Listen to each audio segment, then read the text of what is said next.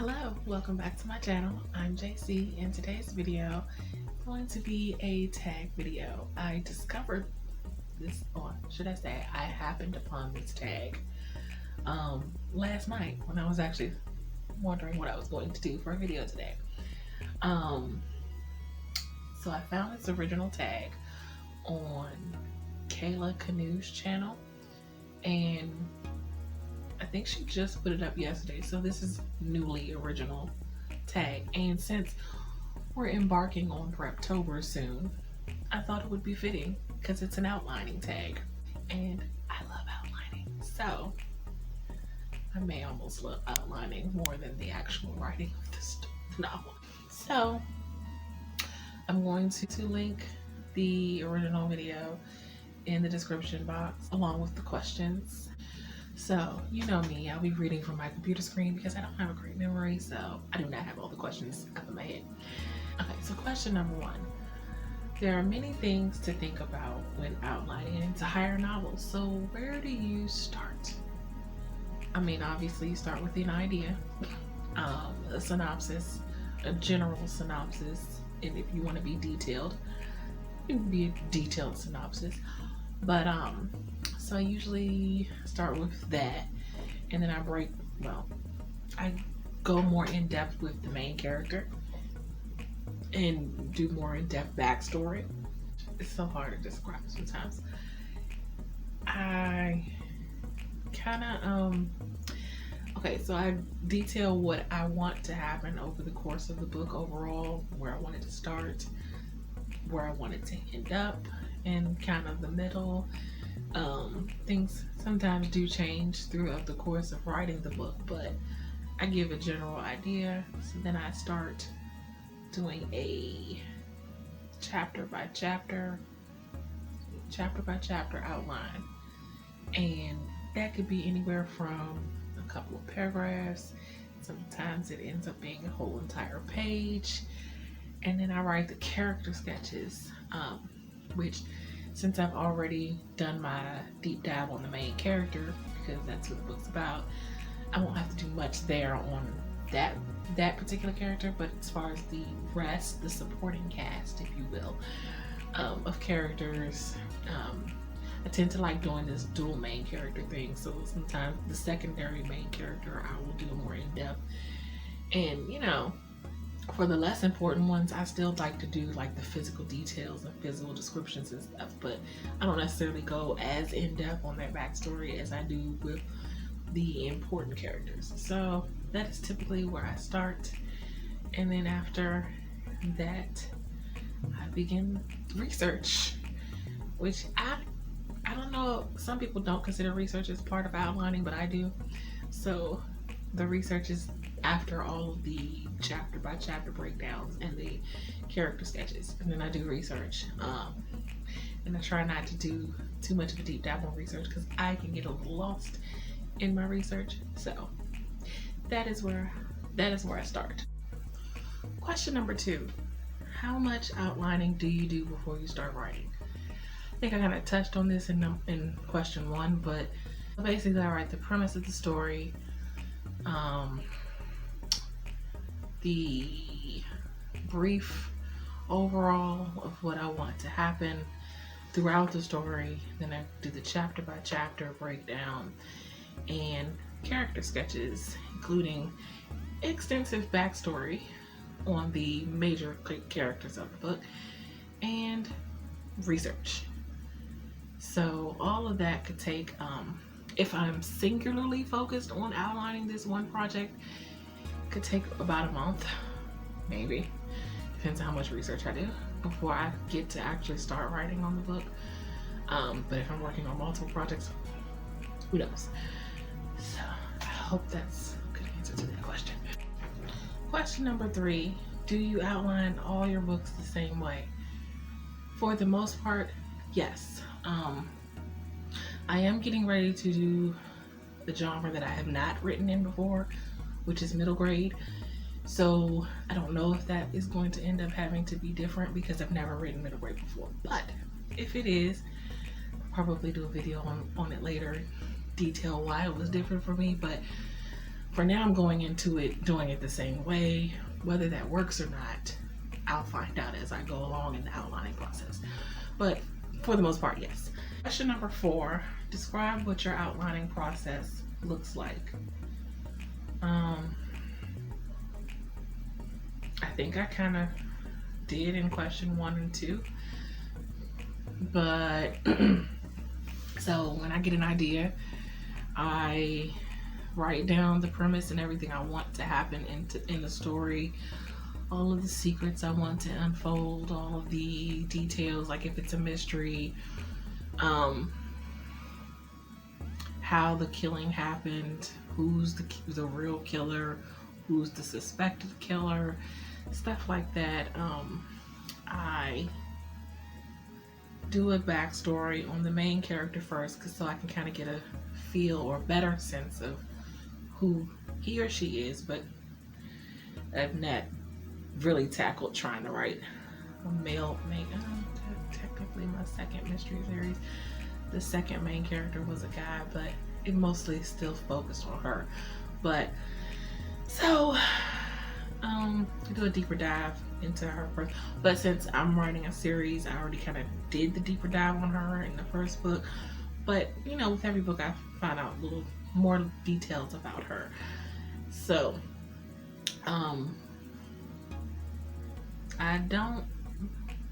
do the character sketches after I do the breakdown of the chapter by chapter, mostly because the chapter by chapter takes me so long to do that I kind of want to do that first. Character sketches take me a minute too, but not as long as the chapter by chapter breakdown. And there are index cards involved sometimes when I outline, depending on whether I feel I need them to jot down just quick details that I want to remember later on down the road in the story. Little like for mystery, if I'm leaving hints or little red herrings and I want to remember what those are, so I don't have to go back and read the entire book over again, I use my index cards for side notes mostly. I do use index cards also for writing quick notes about the characters, so that I don't necessarily have to go back to the character sketches in full detail unless I really need to. But I jot down like quick character notes, quick setting notes, little quick notes about the settings or the place, or you know, some of my research. I make quick notes on index cards, so that's basically what I use those for. I didn't mention that in question 1 too, that I use index cards sometimes, but I didn't always. Question number 5. What is the hardest part of the outlining process? I have to think. So researching is a lot, depending on what I research. And since I am not much of a traveling person, so since I write, I kind of fictionalize my settings sometimes, but I pick states that I want to go to, not necessarily have never been. So usually when I'm researching things about different states and stuff, it can kind of get extensive in the research. But honestly, the chapter by chapter breakdown is hard for me. Just because I am a very detailed person. And I know some people when they do their chapter by chapter breakdowns, they just write 3 or 4 sentences. And I really wish I could keep it that short. I've tried. I'm long-winded. I'm an overwriter. So I have a hard, this is why I have not successfully tackled writing short stories, because details can be a crutch for me sometimes. I get a little too detail oriented. So when I'm doing my chapter by chapter breakdown, I tend to want to not write bullet. I tried to do the bullet point just to kind of keep it simple, and it didn't stay that way. So that might be what's the hardest for me. Question number 6. What is the easiest part of the outlining process? The character sketches, because I kind of already have them in my head. reason, characters kind of come to me. The main character especially just kind of usually wakes me up in my sleep. So kind of already know her, or at least know what she looks like. And but the character sketches are fairly easy because I kind of already have an image in my head of what they look like when I'm creating the story. Question number 7, advice for a newbie. What do you know about outlining that you wish you had known as a newbie? I've discovery written one novel, and that was a really bad idea. So I've kind of always been a person that leans more towards outlining. I'll say that what I wish I had known going into outlining, that's a hard one. I guess I wish I knew as a newbie that there wasn't any one right way to outline. When I first started outlining, I researched different methods thinking that I had to have this method, either one or another method, down packed and do it strictly like, you know, that method laid out. And as I wrote more and more and developed my own way of outlining, I realized that I didn't have to try so hard to stick to just any one singular method. I can hodgepodge them together if I want to. I can combine the 3-act structure with some of Save the Cat. I can combine different methods however way it works for me and what works best for me, because what works best for someone else may not work for you, you know? So I wish I had known when I started outlining that it didn't have to just be one way or no way. I guess that's what I'll say. Question number 8. What do you include in your outlining process now that you didn't when you first started out? Index cards. I didn't use index cards for quick notes or anything. I would always have to stop the story, go back into my detailed outline, which I printed out. And so very thick outline. I would have, when I printed it out, I would have a short synopsis, then the detailed synopsis, then the chapter by chapter breakdown, and in the back would be the character sketches, which was very long as well. So, you know, every time I needed to remember a detail, I would go back, and then I'd have a whole separate binder for research.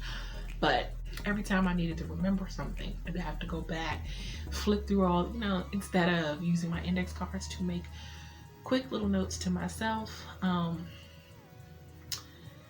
So I know people use index cards for many different reasons. I don't write by scenes. Like I could, but I don't do scene cards. So I use my index cards for the quick notes so that I don't have to go back to the lengthy, in-depth outline that I created for that purpose, right? So no, but look, we all have our methods. But the index cards are what I did not use before, and I love them now, because they're very good to, like, especially writing a mystery, because you're not always going to remember the red herrings and the little clues that you left, and sometimes those aren't in the outlining process, because, you know, if you're writing a mystery, things can creep up on you that did not occur to you while you were outlining. So those things are like quick things that would go on an index card. And, you know, yeah, that was a real roundabout way of saying index cards. Number 9, do you stick to your outline while writing? If not, how do you adjust your outline to accommodate direction changes? I do not stick to my outline. Probably for the most part, I don't stick to my outline, but the outline is good structure for when I do get off track to kind of come back to a certain place. Like now, I am writing in a scene that I changed the scene. So the next thing that happens The change that I made throws off the next thing that was supposed to happen. So I haven't figured out quite yet how to adjust that. But I don't typically stick to the outline. The outline is basic structure for me to come back to have that, you know, that structural component when I do veer off, so I don't veer too far off without having a point of reference to go back to and to be like, okay, so this is where I wanted it to end up. And if I so happen to change the way I wanted it to end up, then I'll probably change that in the outline. So how I would accommodate for changes that I make when I veer off outline, I would just make a note of those changes, and it doesn't usually change too much of what is in the outline, except for it may be a scene that I didn't think of when I was outlining that I add, which shifts things. It doesn't totally derail my outline and what I had planned. It just shifts scenes around a bit. I don't think I've ever went so far off of my outline that I had to throw my outline away and completely change everything. I've never went that far off, but it just causes shift changes. Y'all know what I mean. It just causes shifts, and I just have to move some things around a bit. So yeah, I hope I answered that good enough. Number 10. Last but not least, how important is outlining in regards to your writing process? It is extremely important. I know all you discovery writers will get me for this, but I don't know how y'all do that. I cannot see myself writing a book without an outline. I just wouldn't. I won't. I don't mind veering off course of the outline. In fact, I typically do, as I just said in question 9, typically veer off course of the outline, and that's fine. In a sense, I feel like that is a bit of discovery, because I discovered, oh wait, this isn't working, or oh, I need to add a scene here, so I need to plop this here, shift some things around. But as far as not having an outline at all, no. I don't know how you guys do it. More power to you. I admire you. I wish I could be like you, but the one time I tried to discovery write a novel, it was horrible. Horrible experience. I will never, and I've promised myself I would never do that again, and I have not. And I am better for it. Yeah, it's vital to my writing process. That's how important outlining is. I do not start a novel without an outline. I will not. So that's that. So that's going to be it for this video. If you like what you see and you want to see more videos from me, make sure that you hit the like and subscribe button. And once again, I will leave the questions in the description box, along with the original tag video from Kayla Canoe and a link to her channel as well. And let me know in the comments what your process is like for outlining. Do you plan on doing the tag? I hope you do, because I'd love to see how your outlining method is. Till next time, have a blessed day. Bye.